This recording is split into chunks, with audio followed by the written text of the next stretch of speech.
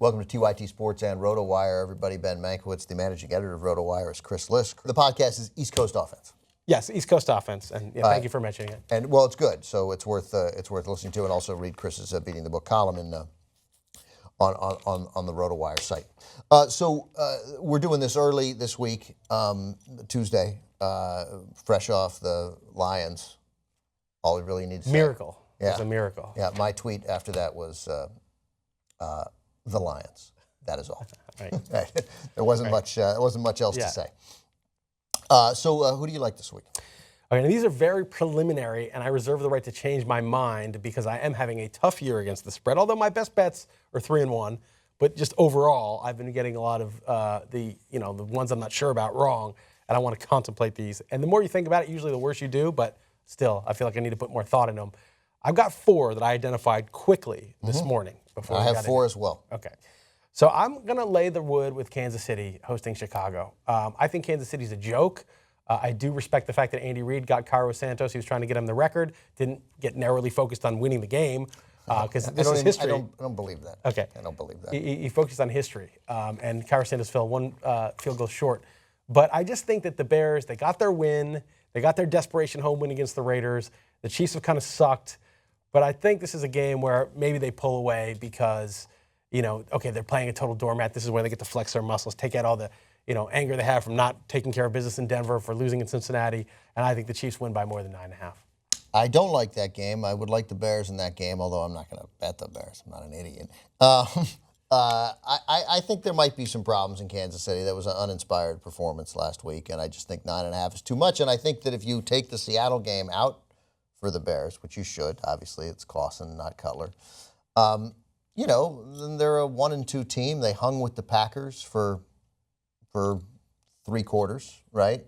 And nearly covered, and 9.5 just strikes me as too many points. It does strike me as too many points, and that's kind of why I like it. It's like, right. I think the Chiefs are just going to smoke them. This is a blowout written all over it. And hanging with the Packers on the road, I mean, the Niners basically hung with them. I know they lost by 14 at the end, but I got you, yeah. But it's like they are not the same team on the road. Okay, fair enough, but I would lay off that game. Okay. What's your next? My next one is Philly at home, laying 5. I'm taking all favorites, which is not what I usually do. Laying 5 against the Saints with Drew Brees back.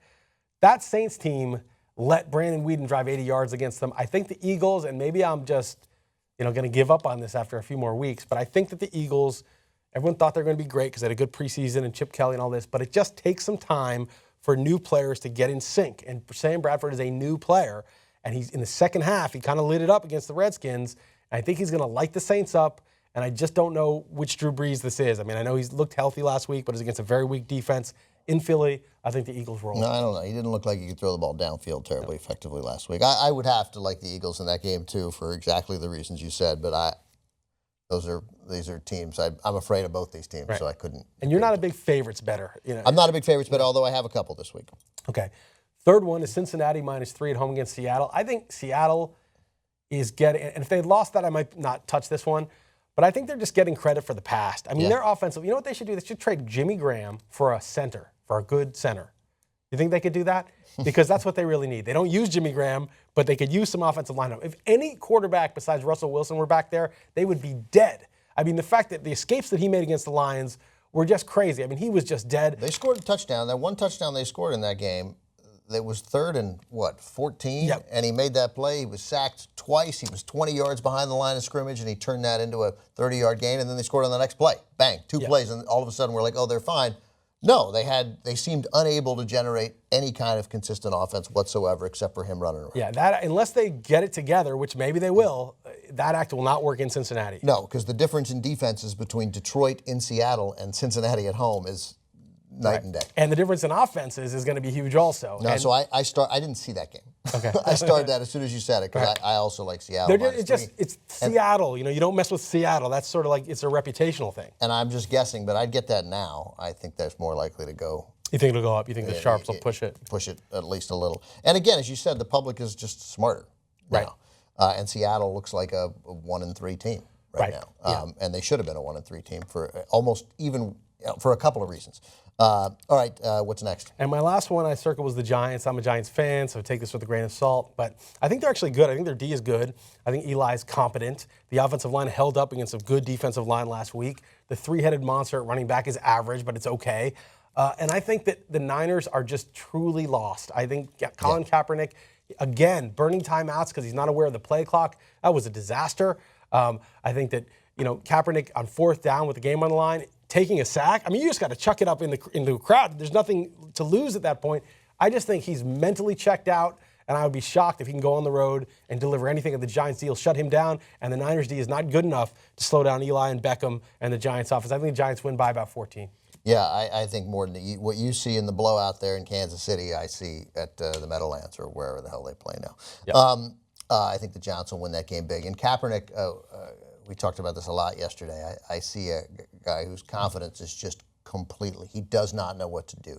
Do I run? Do I tuck? Do I throw it? Do I stay in the pocket? Some of the same things I see at a different level, and nobody's talking about it as much because it's not as interesting in Blake Bortles. I see a guy but in Kaepernick, he's lost. And until he recovers, if he recovers, probably with another team, I think you bet against them pretty much every week, and on the road particularly. So that's the one game we agree on. Yeah, this line is not adjusted. I mean, look, if this goes to 10.5, then we're like, okay, now they're pricing in Kaepernick's disaster. They're not pricing it in yet. Yeah, so these are bets I like that. I like the Giants now and Cincinnati now. Right. Games I like, I suppose I like Washington. I was determined to bet against Atlanta this week just because I thought there'd be a little too much value there. They still trailed by double-digit points in the fourth quarter of their first 3 games, and then they blew out a bad team at home where they got every break. And Washington, I want them to be 0-4, and I want them to go 0-16, but they're not that bad. And they have running backs. They apparently have 3. They beat the Rams, didn't they? They beat the Rams. They beat the Rams easily. Right. And then, and they blew out the Eagles in the first half and then drove the length of the field when they needed a touchdown, not a field goal, and they did it. And Cousins looked pretty good on that drive. I mean, I believe at his upside, his ceiling is an average NFL quarterback, but he got it done, and it's 7.5. So I'll probably take Washington in that game, but I don't feel very confident about it. If I had to replace it, I'd probably replace it with Cincinnati now. I like Arizona -3. I feel like Arizona dominated that game until the fourth quarter against the Rams. And they dropped a touchdown pass, just an easy catch for a touchdown. One of the Johnsons did. David Johnson, I believe, dropped that touchdown pass. Gresham dropped a critical pass. Fitzgerald dropped a critical pass. I think if that game goes differently, the Cardinals probably don't cover the -7, but they were going to win that game. They kicked too many field goals. I just don't think that'll happen again. And my hunch is Detroit is pretty significantly damaged. You don't think there's like a desperate animal thing with 0-4 at home, and they're just gonna? They may not win, but it's gonna be like last night where they fight tooth and nail. Yes, and they but get it's after Palmer. It's only 3. Right. I don't think they can really get after anybody. I think the Cardinals' offensive line is good. I think the Cardinals got the wake-up call, and the coaching discrepancy there between Arians and Caldwell was so dramatic that I think the team that's more motivated there might actually be Arizona. Like, I'd be more hesitant if Arizona had won that game. But I read the Arizona papers on Monday, and Arians was like, okay, we lost at home. Now we got to double up. We got to win games on the road, and I hope the guys got that message. Right. So I like Arizona, and until they lose a couple of games in a row against the spread, I'm going to keep riding them. And I like Oakland at home. You're getting 5.5 against Denver. I don't see a weaker 4-0 team in recent memory as Denver. I'm not saying they're not good, and I believe in Oakland.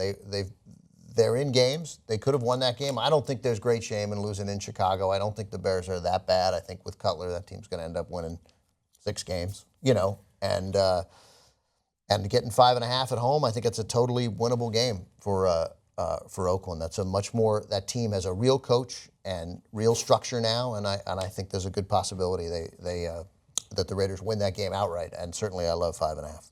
Yeah, I'm really on the fence on that game because Carr, we thought this resurgence, Derek Carr might be somebody, and he goes into Chicago and posts 5.9 YPA against one of the worst pass defenses in the league. He is better at home. He has played better at home, but that Denver D is awfully tough. And man, I could see it being ugly. But at home, I'll probably end up taking Oakland, but it's close.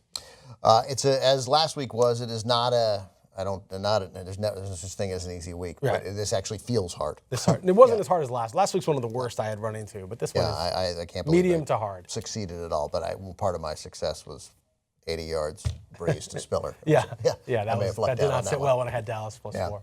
All right, everybody. Subscribe. Buy your subscription at RotoWire. It's worth it. Read Beating the Book at RotoWire. Listen to the East Coast Offense podcast with Chris. Thanks for watching. Subscribe to our channel below.